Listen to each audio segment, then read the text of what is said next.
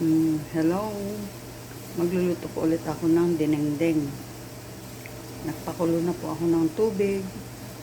Tapos, lagyan na po natin ng mga rekado.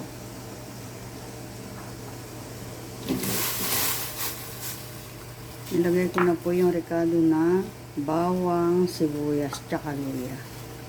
Nilagyan ko po ng bawang kasi para mabango.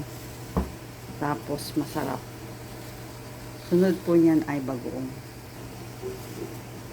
Lagyan ko na po ng pampalasang bagoong.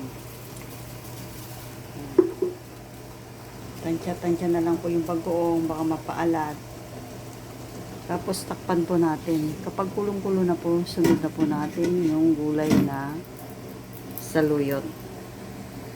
Dinengdeng na saluyot at sitaw lang po. Simpleng ulam pero masustansya at masarap.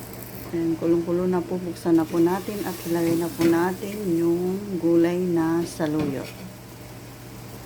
Ayan, nilagay ko na po yung saluyot. Tapos halo-haloin. Nangangamoy na ang bango. Mabango ang dinengdeng pag may bawang. Kompleto rekado. Bawang, sibuyas, tsaka luya. Inuuna ko po yung saluyot kasi mas masarap yung medyo lutong-luto. Tapos lagyan po natin ng sahog na pritong tilapia. Tapos takpan po natin ulit. Buksan na po natin, tapos lagyan natin ng pampalasang betchin.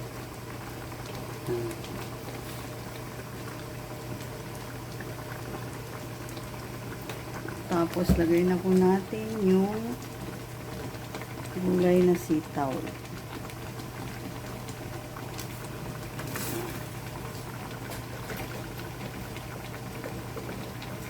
Inuli ko po yung sitaw kasi madali lang maluto.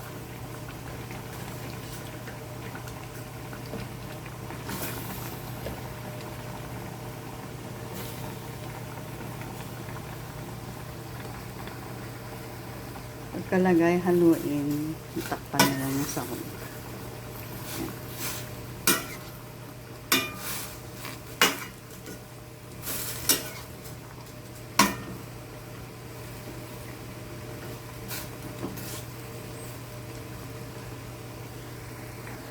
Ayan na po yung aking dinengdeng. Paluto na po siya. Para sa akin, okay na po. Mas masarap kasi kapag crunchy yung sitaw. Ayan na po yung aking dinengdeng, saluyot at sitaw. Paborito ko po yan. Kaya lagi ko pong niluluto. Kasi masarap na, masustansya pa. Tapos mura lang. Babay na po. Ayan na po yung aking dinengdeng. Thank you for watching. Bye-bye.